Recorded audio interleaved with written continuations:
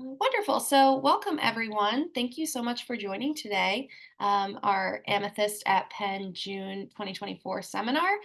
We are proud to offer this content through our Amethyst at Penn Hub. Amethyst stands for Achieving Maternal Equity and Transforming Health through Implementation, Science, and Training, for those of you who may not know. This hub is co-directed by doctors Megan Lanefall and Rebecca Ham and supports the NIH's Improve initiative, which aims to reduce maternal mortality, improve pregnancy, perinatal, and postpartum care, and to address the factors that have led to severe disparities in outcomes for marginalized groups. As a reminder, we will be recording this discussion and it will be available on our Amethyst at Penn YouTube channel for review after the session. Please feel free to put any questions in the chat, and we'll also leave time at the end for additional questions. And so this month, we're fortunate to have Dr. LauraEllen Ashcraft here to give us an overview of implementation outcomes. Dr. Ashcraft is an assistant professor of epidemiology in the Perelman School of Medicine at Penn and is also a wonderful implementation science methodologist. So we are happy to have her here today, and I will turn it over to you, LauraEllen. Thank you, Casey. Hello, everyone. Let's go ahead and get started. If you have questions throughout, please feel free to stick them in the chat. Casey and Caitlin will be monitoring, and I will do my very best and have told Casey to tell me to wrap it up if we're getting too close to the end and don't have time to have a time for question and discussion. So yeah, let's go ahead and get started. So today we're going to be talking about implementation outcomes and giving a high level overview. So let's jump right in and get started. So I want to disclose where my funding comes from. There's no commercial interest here, but I do work with the U.S. Department of Veterans Affairs. Everything I say is not representative of the opinions of the United States government or the Department of Veterans Affairs. I also do work with the NIH, and I thought it was important to also disclose some of my conceptual disclosures. I think sometimes we do this work and we kind of get stuck in ruts maybe sometimes about the frameworks or the outcomes or the measurements that we think about. So I very much come to this work. The sentence in italics is my mission statement for my work that I do, for the science that I conduct. I also come from Diffusion of Innovations Theory, the very long book by Rogers. And then I have used, I'm currently using CFR, the TICD checklist, PRISM, REAIM, Paris, and IPARIS for various projects. I've previously worked with the Model for Dissemination Research, and I am a member of the CFR leadership team. So from the implementation science perspective, this is very much where I come from. We have an agenda for today. So I'd first like to start by orienting us to implementation outcomes. What are they and why do they matter? To then think about the outcomes in particular of acceptability and feasibility. And then I have listed as many resources as I could pull together at the end of the slides. The slides will be available so that you can, go to the hyperlinks or copy the citations down.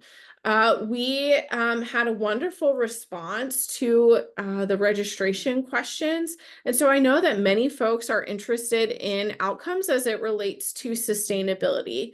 So while today I will be focused on acceptability and feasibility or usability, they're a little bit distinct. We'll get into that.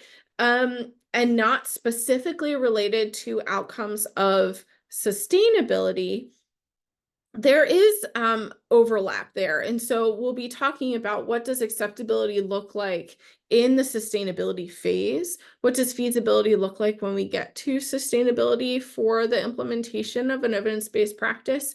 But we won't be talking about that specifically. We have talked internally at Amethyst, and we'll be bringing you some additional content and really trying to be responsive to your needs when it comes to outcomes related to sustainability. So wanted to say that up front. If we have time at the end, we can definitely dig into that a bit more as well.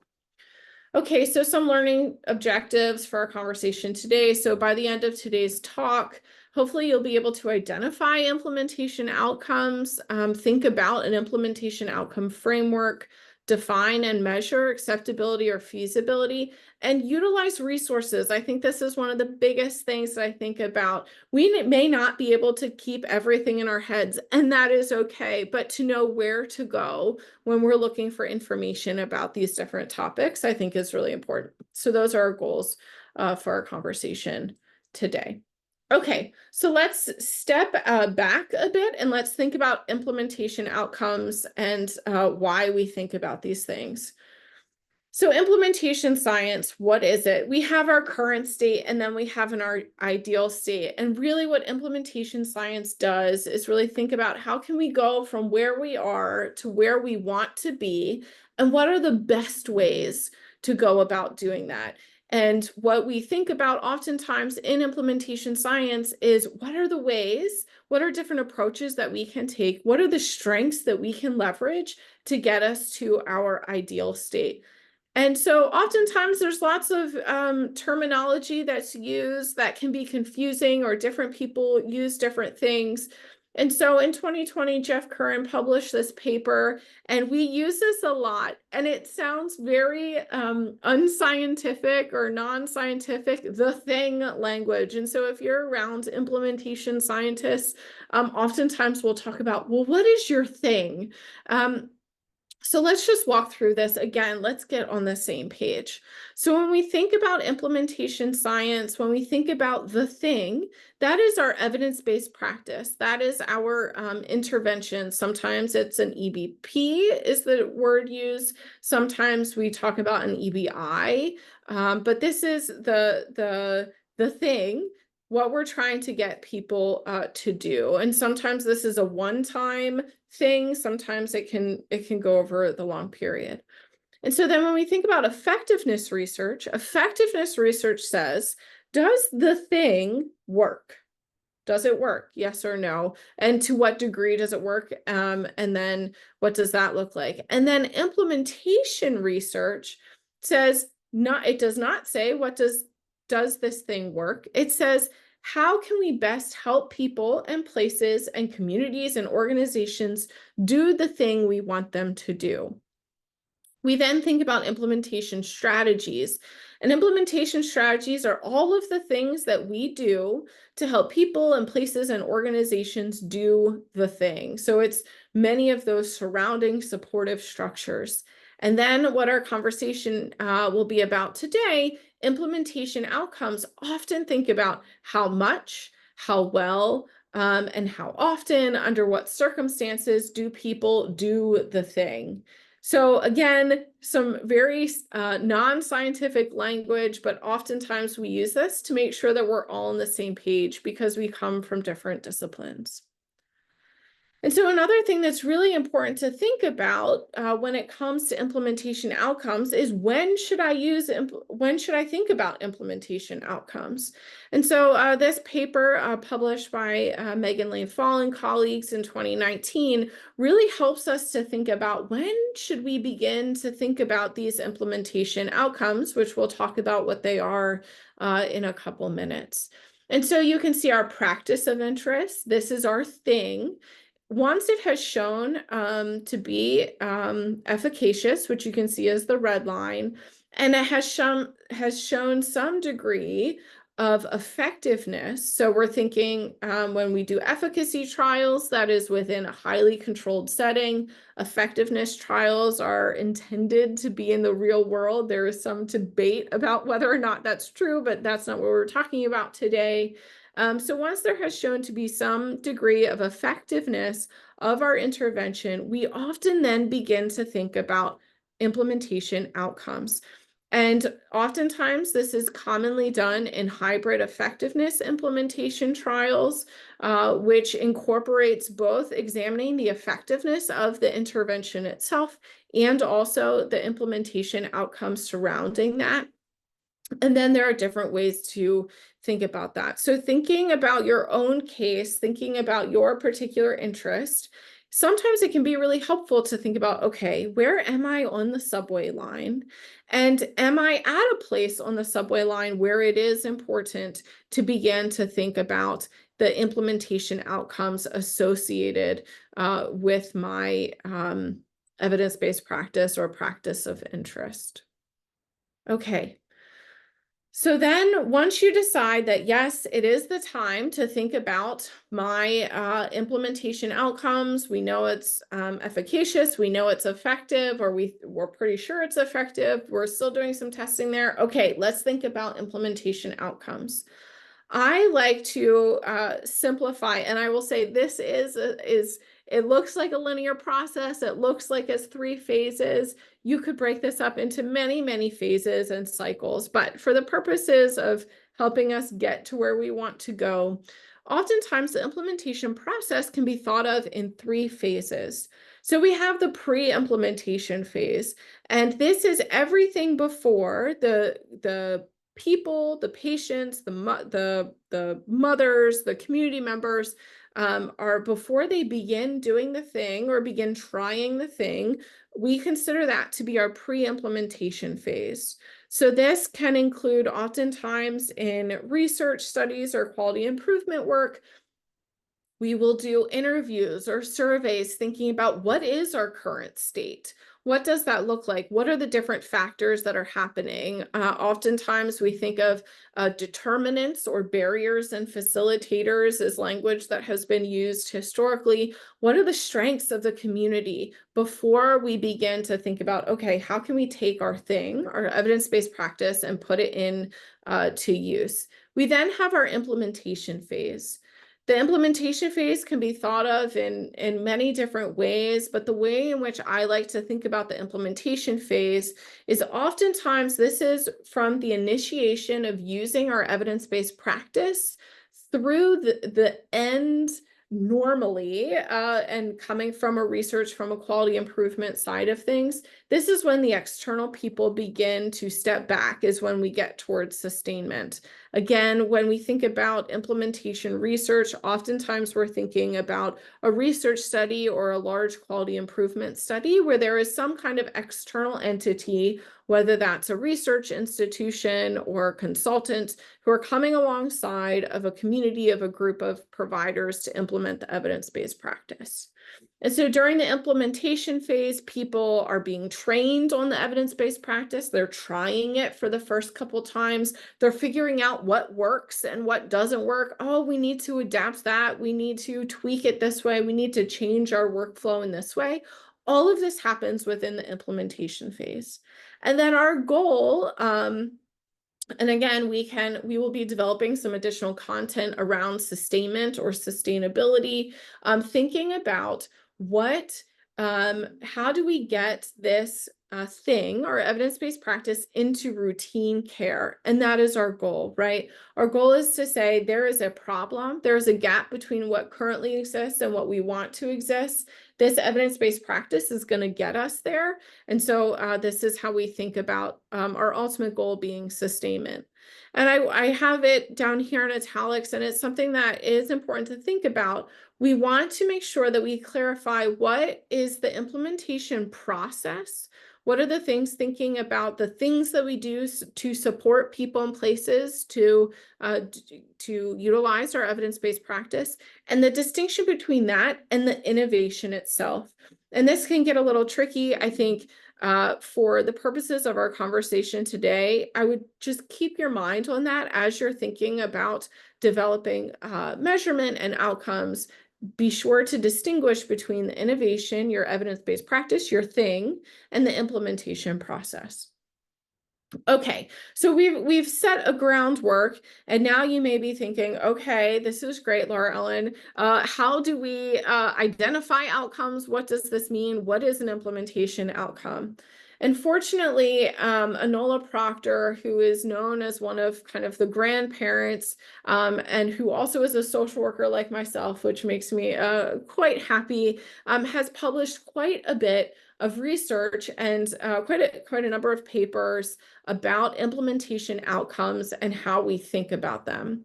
I would really encourage you to read these 3 articles. The one with the green bar is a systematic review that they did looking back at the 10 years of the implementation outcomes, and since they've been there, these are excellent resources and go into way more detail than I'm going to be able to go into with our time today. So I'd really encourage you to look at those. And so what Proctor and colleagues have done is they really have thought about, okay, how do we think about implementation, going back to our thing language? How do we best support people and places to do the things we want them to do? How do we think about those outcomes within the context of the larger, I have it termed here as the larger research enterprise, and I really did think about, oh, is that something that I should keep there? Because anyway, it is what it is, I think at this point, although let's have a conversation about it as well.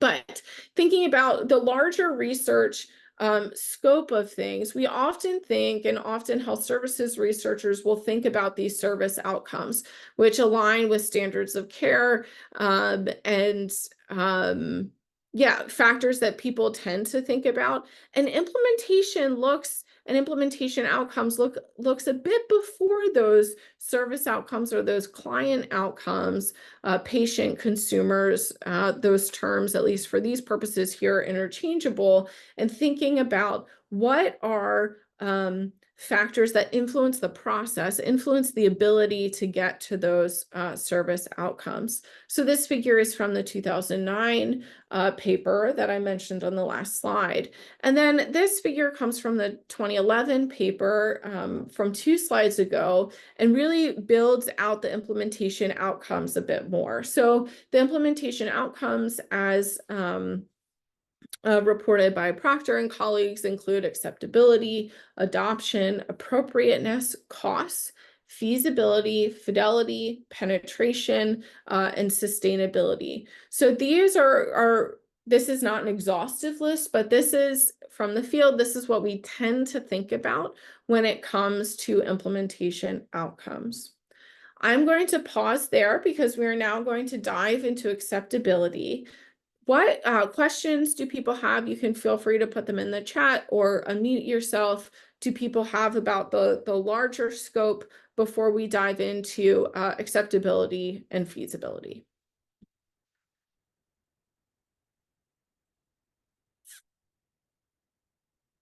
Okay, I'm going to keep going. If you think of a question, please put it in the chat. Knock on wood, we're doing okay on time so far. If I need to slow down or speed up, please let me know and we can go from there. Okay, acceptability. Let's talk about it. Okay.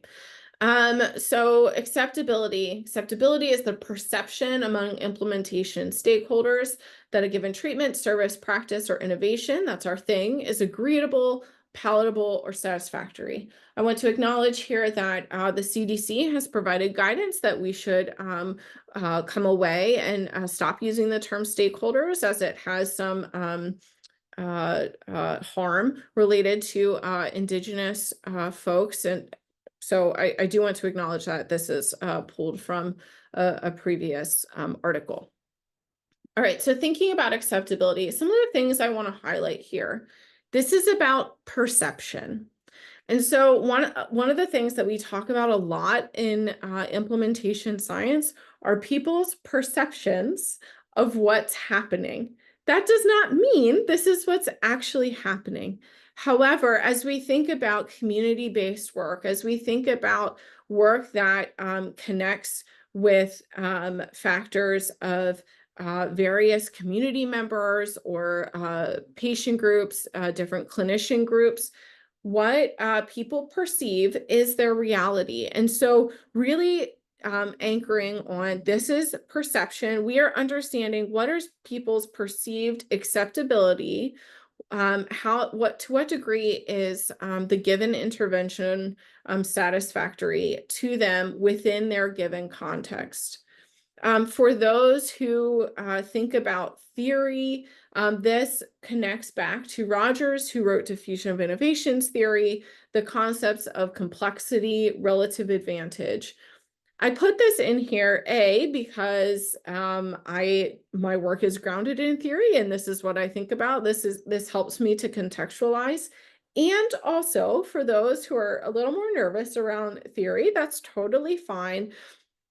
These can be other key terms that you can search in PubMed or Google Scholar or wherever you happen to go for some additional resources. These are related terms that there may be measures or interview guides or focus group guides, whatever you need related to these particular topics. So I wanted to include that there. Okay, so acceptability, this is what it is. When do we measure acceptability? Now, this is a little bit grounded in Proctor and colleagues' work. This is also based on just some experience. Oftentimes, what folks will want to think about is acceptability early on. So early on, people will have a gut reaction to whatever the thing is that you're asking them to do. And so if it is something that is presented to a group of clinicians or to a group of community members, and they react, oh my goodness, this will never work. This gets into feasibility a little bit too, but oh my goodness, I don't know about this, right? That's important information to know, right? Those are their immediate perceptions. And also while potentially disheartening, it can give you a lot of information to think about, okay, where can we target our implementation efforts to help them overcome any of those knowledge gaps maybe that they have, or adaptations that need to happen to the intervention itself before we begin the implementation phase. And then as we move into our implementation phase, we will want to see, especially earlier on, but as you move throughout your implementation phase, you will want to see how are people finding the innovation as they're using it. So perhaps the first go round, right? There's a lot of things happening when there's a new intervention being used. And so that can be like really challenging. And so that can be a lot. But what is it like for them on the second go round? The second time they use this with their given target population, whether that's pregnant folks or whatever the case may be. And then as the implementers or the people putting the evidence-based practice or the thing into use within the given context, as they move towards sustainment, how is acceptability shifting over time is something else that you may want to think about. So, okay, I've now been using this given intervention for the last 6 months or the last year. I've definitely got it now down. If something goes wrong, I know how to address it. How do those perceptions of acceptability of the intervention really potentially shift or change? Or is there a period of, yes, this is acceptable, and that at some point in time, maybe it's after 12 or 18 months, oh no, this does not work for me anymore. And one of the things I again want to point out here, we are thinking of the acceptability of the evidence-based practice is the example that I was just using, and generally what we think about. Another thing that you may want to think about, depending on your project, is the acceptability of the implementation process. And so this goes back to the slide that I, a couple slides ago, thinking about what exactly are you measuring the acceptability of? Oftentimes, many of the examples that I will give throughout the rest about how to measure acceptability and feasibility are specific to the intervention itself. However, there may be instances where perhaps you are testing implementation strategies. If you're doing a hybrid type 3 trial or some other type of adaptive trial, right? Perhaps you're looking at different strategies. And so then you will want to make sure that you are clearly assessing the acceptability, not of the intervention, not of your thing, but of the implementation strategy. Okay, so we know what acceptability is. We say, okay, I know when to measure it for my particular project. How on earth do I do that? I'm so glad you asked. Of course, you did not ask. I'm going to be pointing out two different resources to you of quantitative measures of implementation outcomes. You will have the access to all the slides, and we can get those out to you. The Society for Implementation Research Collaboration is an international implementation research group. It is a membership-based group, but they have a repository of implementation measures based on the 2009 CFR, so not the updated CFR, but the original CFR, based on those different constructs. And so, and then this, it's a little clunky. I think it's a little outdated. I can say that it's very hard to keep these kinds of things updated. But what they have, which is a little hard to see, but they have different ratings of the different measures of implementation outcomes or factors. So things like predictive validity, convergent validity, structural validity, those things that you measure when you're developing or test as you're developing a measure is all reported here. So anyway, so that's where the screenshot comes from. You do need to be a member to have access to it. If you have questions, just let me know. I'm happy to use my membership to get you access. Okay. So some commonly used scales when it comes to acceptability, the evidence-based practice attitude scale has been around for a while. It's used quite frequently. There are subscales also within it that can be used separately or can be used in conjunction. I think the full, using all of it, I want to say it's 35 questions. That may be a few too many. But it's a commonly used scale. It really gets to a holistic understanding of acceptability of the intervention. This is specifically focused on the intervention. It was developed by oh my goodness, I'm blanking on his name. Greg Ahrens at UCSD in community mental health settings, and has been adapted and used in many other settings. So, and that is fully and publicly available on the sites. I have those references at the end. Another commonly used measure of acceptability is the AIM, as part of the AIM, FIM, and IAM. The AIM is quite short. One of the drawbacks with the AIM is that it is short, so it makes it a bit more feasible. However, there's a high ceiling, or there's a ceiling effect, and so you don't get much variation in your responses. The EBPAS, you do get some variation. I've used it in previous studies. You do get some variation, but also there's not a whole bunch of variation there as well. So these are two quantitative ways to measure acceptability. Okay, so what are some other options that you may have? So let's think qualitatively. So some qualitative ways in thinking about the implementation phase, right? When we think about our implementation process into those 3 phases, this may include focus groups. This could include group activities or interviews, often with key partners, key leaders, also with participants, consumers, can be done as well.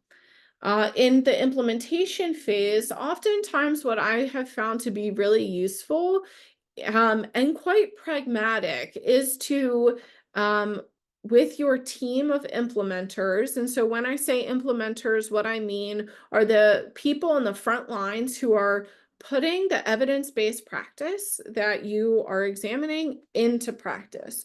So this may be physicians, this may be nurses, this may be community health workers or social workers or community leaders, whoever your folks who are putting your thing into practice, those are your implementers.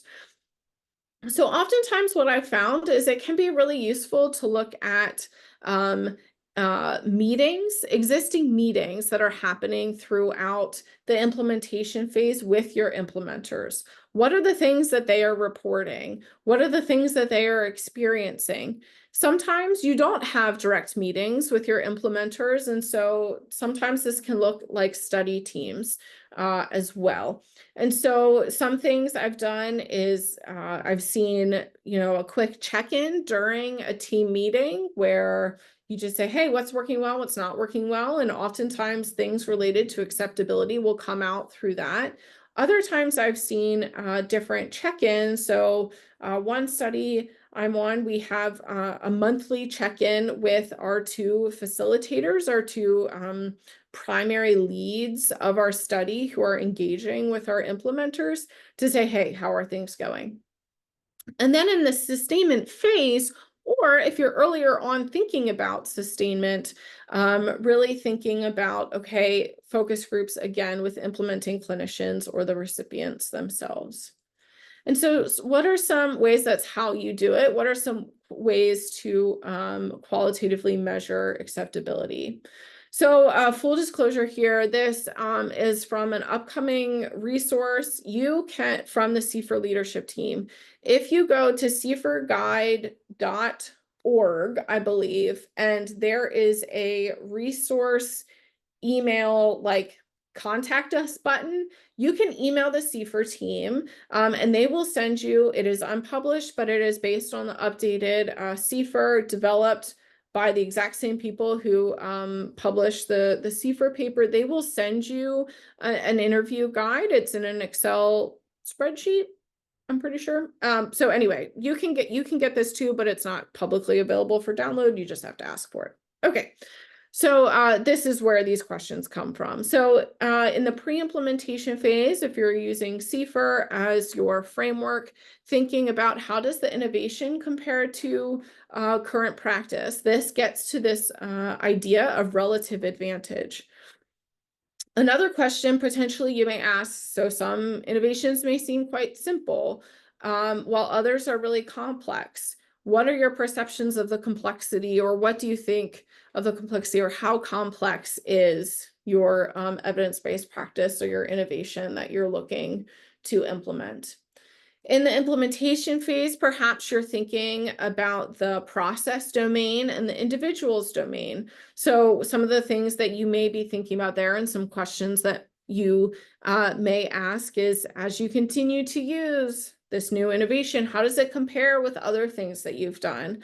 Oftentimes, while someone, it's one thing to think prospectively about something. Well, I haven't really tried, this new recipe. I guess I'm hungry. So I haven't tried this new recipe. I think it's gonna be okay, but I'm not really sure. It has this ingredient that maybe I'm not quite familiar with, but I'm excited to try it, right? That could be how people think about your new innovation. But once someone actually engages with it, interacts with it, they have more experience to say, oh, I like this, or oh, this is the things that I'm really struggling with. And then thinking about sustainability, either in that sustainment phase, or I would argue we really need to be thinking about sustainment earlier. So in that pre-implementation phase, we need to have an eye towards sustainability and sustainment. Like, what does that actually look like for this given context, for this intervention at this point in time? There's lots of variables here. But thinking about your inner setting, again, this is based on CFR, thinking about your inner setting, what is happening within your clinic? What is happening within your team dynamics that relate to the acceptability of this particular intervention? And what do we need to do? How do we think about how this gets to be successful in sustainability? What needs to happen? And oftentimes these things will come back to acceptability. I'm going to pause there again. We are about to transition to our next outcome of feasibility. So what questions do folks have about acceptability? Feel free to put them in the chat or unmute yourself. And I'm going to turn my ceiling fan on.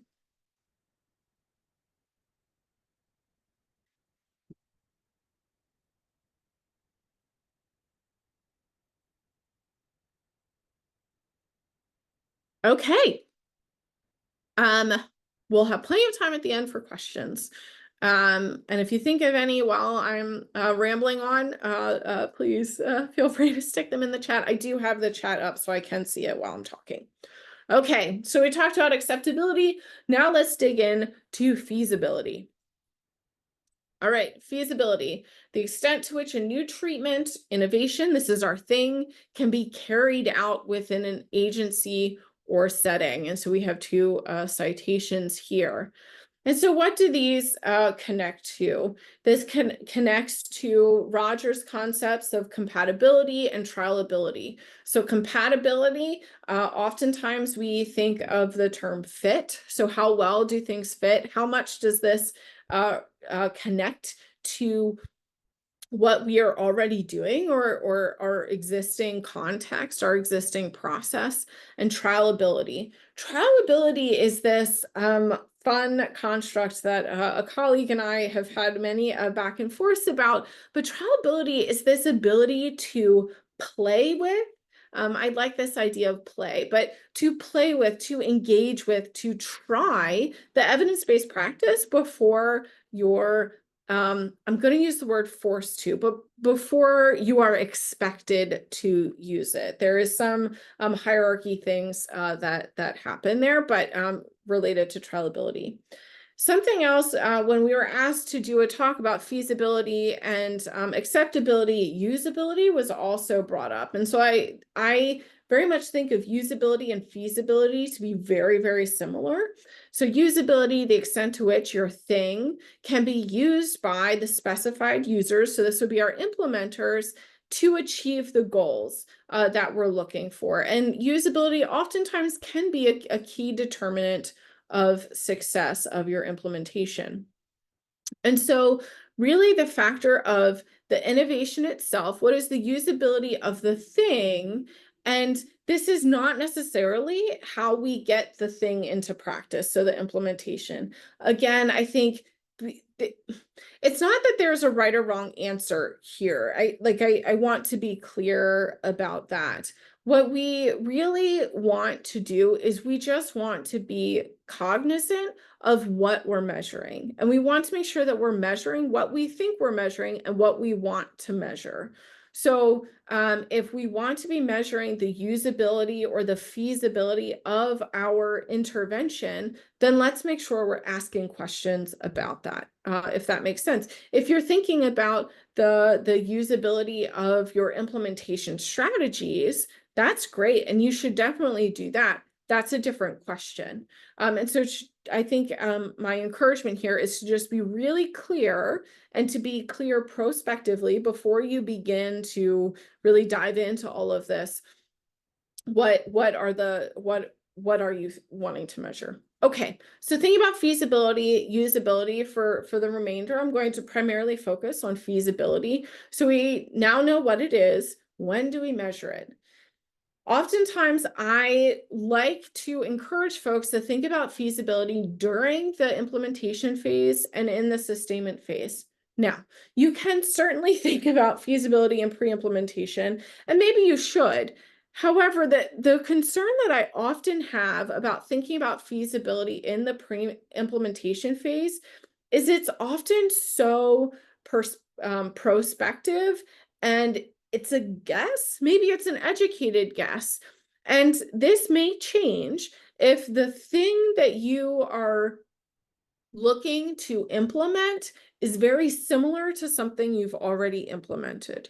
So for example, if you're working in a behavioral health clinic and you have been doing this protocolized treatment for a certain population for the past, I don't know, 5-6 years, and it's been going well, and you have a new but very similar protocolized treatment that you would like to use with a different population or with that same population, the feasibility question, yeah, that's important to know. But really thinking about once people can be able to try, and this is where the trialability comes in as well. So if oftentimes people will be able to play with, interact with, test the innovation early in the implementation phase. that early implementation phase is when oftentimes we're figuring out what works. We are finding every single thing that could go wrong is happening in those early months, oftentimes, if not weeks, but oftentimes it takes, depending on the intervention, it often takes like 3 to 4 months to figure out, like, okay, what is really going on, depending on your volume of consumers. And so, and then as we move towards sustainment, again, we've tried this now for the past 12, 18 months. Hey, I really thought this was feasible, but it turns out it's not. Or, this was really hard to get up and running, but now see how it fits in to what our programmatic long-term goals are, or how the funding has shifted and now meets better with our things, or with our goals.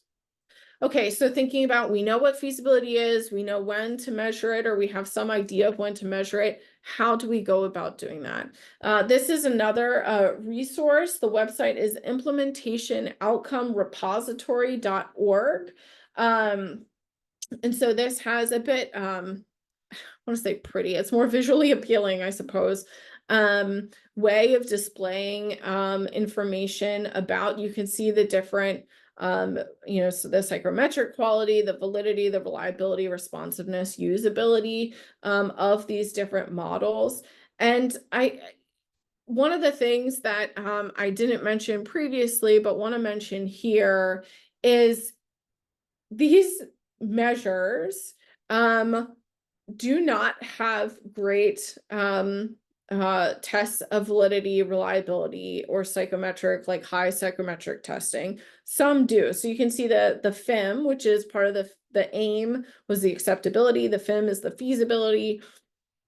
And so that has been tested a lot, but you can see that the validity and reliability is pretty low. You can see that all of these have poor, according to this metric, have poor validity. So one of the things really just to think about is that this is really hard. And so as you are interacting with your sites, with your team, really trying to think about, okay, how do we measure this thing?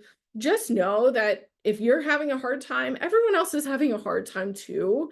And perhaps that is comforting, or that is just, kind of like frustrating with the field, or it's a both and, most likely. So here are some ways to measure feasibility, and you can go to this website and click through, and it's pretty interactive in that way.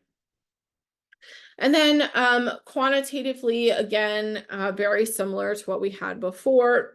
Often these can be done at the same time, really thinking in that pre-implementation phase, if there are things about feasibility. Again, oftentimes people will want to collect feasibility prospectively, and that can be useful. I suppose in the same way that the acceptability, this is how we think it will be. But really, when you get into those early implementation phases and periods, that really is your kind of high impact time to be really responsive to what your implementers are experiencing as it relates to, oh man, I tried it this way and it didn't work, or, oh man, can I even do this?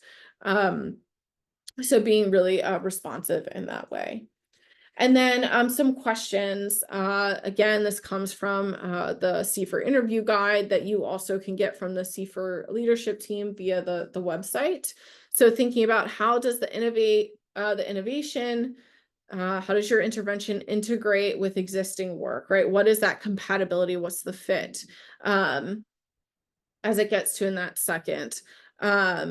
Same kind of questions. What do you think about it ahead of time? Hey, let's be responsive to that in our training, in our education, in our conversations about these different aspects, the determinants that come up. And then during the implementation phase, okay, this is what you thought would happen. This is what you're actually experiencing.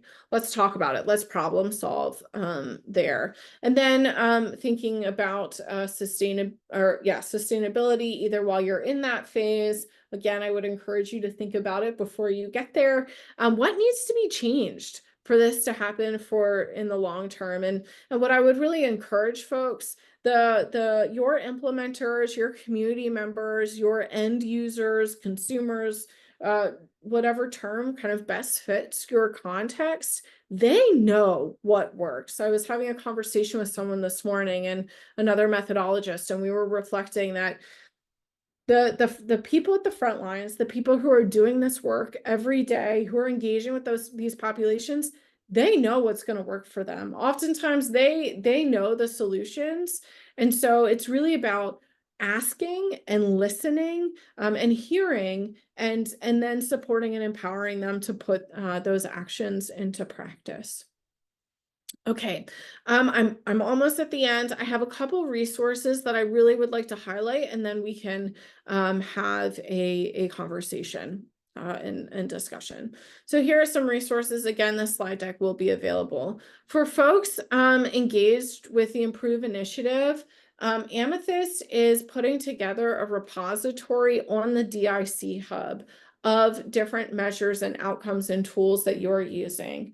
We have heard from a lot of different COEs that they are interested in seeing how other people are measuring. Can we potentially use similar tools to measure the same outcome across studies? And so I would really encourage folks, even if you have a draft, I think putting up there, hey, we're using the EBPAS, and this is how we are modifying it to fit our particular maternal health equity component. And so I'm not going to spend too long on each of these slides. Again, these are we will send these to you or send them out to everyone that you can resource these. So these are kind of general resources. Thinking about theories, models, and frameworks. REAIM is another outcome framework. So reach, effectiveness, adoption, implementation, and maintenance. There are some other, and I put the wrong reference there. I will fix that before we send this out. Here are the EBPAS references, and AIM, the FIM, and some of the other resources for fidelity, for usability.